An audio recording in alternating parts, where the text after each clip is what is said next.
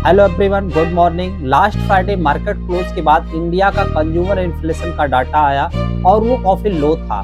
तो इसका मतलब क्या है? सेकंड, इंडिया और फ्रांस के बीच एक नया ट्रीटी जो देखने में पॉजिटिव लग रहा है बट एक्चुअली मार्केट के लिए थोड़ा कंसर्न हो सकता है।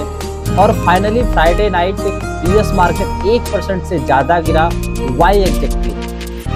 यही सब हम डिस्कस करेंगे आज के रेगुलर प्री मार्केट रिपोर्ट में 15 दिसंबर 2025। हमारा फोकस रहेगा निफ्टी और बैंक निफ्टी पर। सबसे पहले हम बात करते हैं इंडिया के कंज्यूमर प्राइस इन्फ्लेशन की। नवंबर मंथ का सीपीआई इन्फ्लेशन आया है सिर्फ 1.71% और ये मार्केट एक्सपेक्टेशन के बिल्कुल लाइन में था। लेकिन इंपॉर्टेंट पॉइंट सुनिएगा, लगातार तीसरे मंथ इन्फ्लेशन आरबीआई के लोअर टारगेट बैंड 2% से नीचे जा रहा है। और अगर फूड इन्फ्लेशन देखें तो वहाँ डिफ्लेशन कंटिन्यू है। फूड प्राइस 3.9% से नीचे आया है। बाकी सब कंपोनेंट जैसे clothing, fuel, housing, health, transport और कम्युनिकेशन ये सब 0.9% से 3.6% के बीच रहा। ये रेंज हेल्दी और डिजायरेबल मानी जाती है। अगर हम बात करें तो इम्पैक्ट ऑन आरबीआई और मार्केट पर क्या पड़ेगा। अब क्योंकि इन्फ्लेशन 3 महीने लगातार टारगेट से नीचे रहा तो आरबीआई को फाइनेंस मिनिस्ट्री को एक रिपोर्ट देनी पड़ेगी। रिपोर्ट में ये बताना होगा इन्फ्लेशन इतना लो क्यों रहा और आरबीआई क्या करेक्टिव स्टेप लेने वाला है। ऑप्शन क्या हो सकता है? Interest rate cut, government bond purchase, banking system में लिक्विडिटी इंजेक्ट करना। इनमें से कोई भी एक्शन मार्केट के लिए पॉजिटिव होता है, स्पेशली बैंकिंग स्टॉक के लिए। वीकेंड पर reuters.com ने एक एक्सक्लूसिव आर्टिकल पब्लिश किया। उसके अकॉर्डिंग इंडिया और फ्रांस के बीच एक नया टैक्स ट्रीटी फाइनलाइज हो चुका है। पहले पॉजिटिव देखते हैं। फ्रेंच पेरेंट कंपनीज के लिए अगर इंडियन सब्सिडरी में 10% से ज़्यादा स्टेक है तो डिविडेंड टैक्स 10% से घटकर 5% हो जाएगा। अगर स्टेक 10% से कम है तो डिविडेंड टैक्स 15% से घटकर 10% हो जाएगा। ये क्लियरली पॉजिटिव है। But captain gain problem. अब नेगेटिव पॉइंट अभी तक था फ्रेंच एफआईआई पर कैपिटल गेन टैक्स तभी लगता था जब स्टेक 10% से ज्यादा हो। मतलब ऑलमोस्ट सारे फ्रेंच एफआईआई टैक्स से एग्जिमिट थे। टोटल फ्रेंच इन्वेस्टमेंट इंडिया में अराउंड 21 बिलियन है। लेकिन नए ट्रीटी के अकॉर्डिंग 10% थ्रेशोल्ड हटा दिया जाएगा। मतलब her French investor capital gain tax के अंदर आएगा। ये मार्केट सेंटीमेंट के लिए बिल्कुल अच्छा नहीं है। और reuters के मुताबिक इंडिया फ्रांस को मोस्ट फेवर्ड नेशन लिस्ट से भी हटा सकता है। अभी तक ऑफिशियल कंफर्मेशन नहीं है, ना इंडिया की गवर्नमेंट की तरफ से ना फ्रांस की तरफ से। बट अगर मार्केट इस न्यूज को सीरियसली लेता है तो नेगेटिव रिएक्शन पॉसिबल है। US market crash. अब बात करते हैं यूएस मार्केट की। उसकी एक बड़ी सेमीकंडक्टर कंपनी ब्रॉडकॉम ने वीक बिजनेस अपडेट दिया। उन्होंने कहा कि ओपनएआई के साथ डाटा सेंटर डील 2027 से पहले कोई मीनिंगफुल रिटर्न नहीं देगी। रिजल्ट, ब्रॉडकॉम स्टॉक 10% क्रैश हुआ। एएमडी और NVIDIA जैसे स्टॉक 3 से 5.5% गिर गया। ओवरऑल इम्पैक्ट डाउ जोन्स जो है 0.5% गिरा।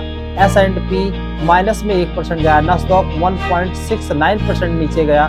विक्स भी 6% जंप करके 16 के पास पहुंच गया।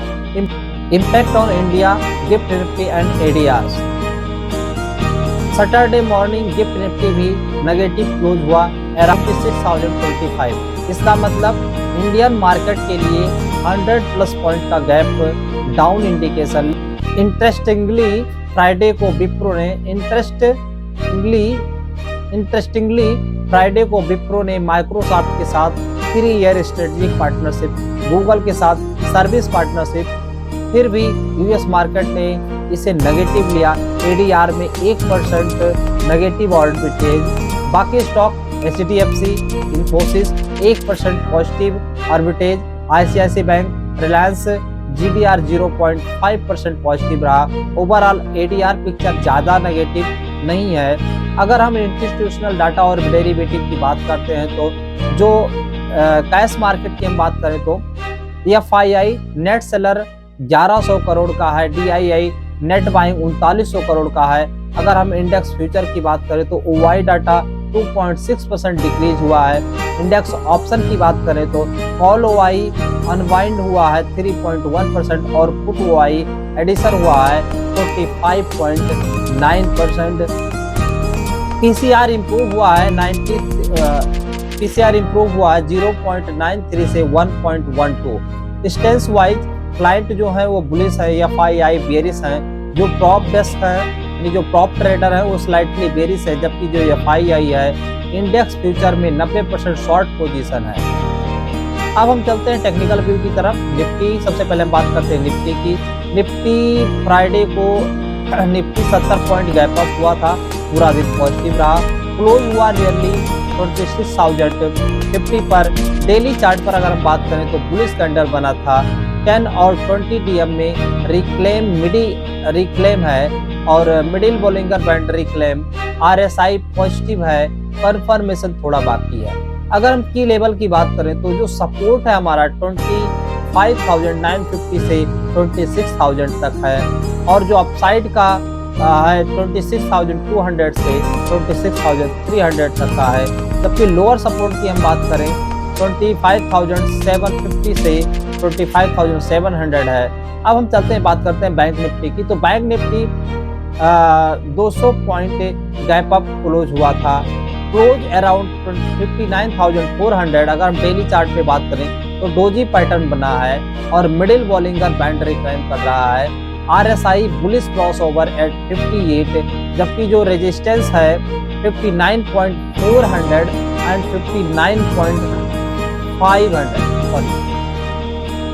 अगर हम रेजिस्टेंस की बात करें तो 59,400 से 59,500 तक का। जो सपोर्ट है 58,900 से 58,800 तक है।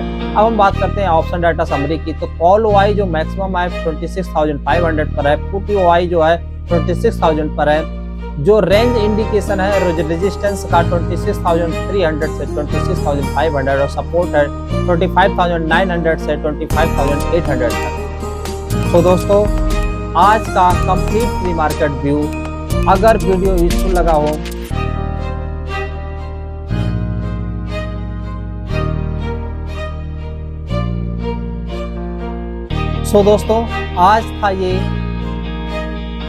दोस्तों ये था आज के कंप्लीट मार्केट।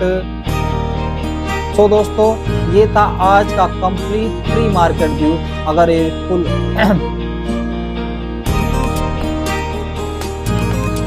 दोस्तों ये था आज का कंप्लीट प्री मार्केट व्यू। अगर वीडियो यूजफुल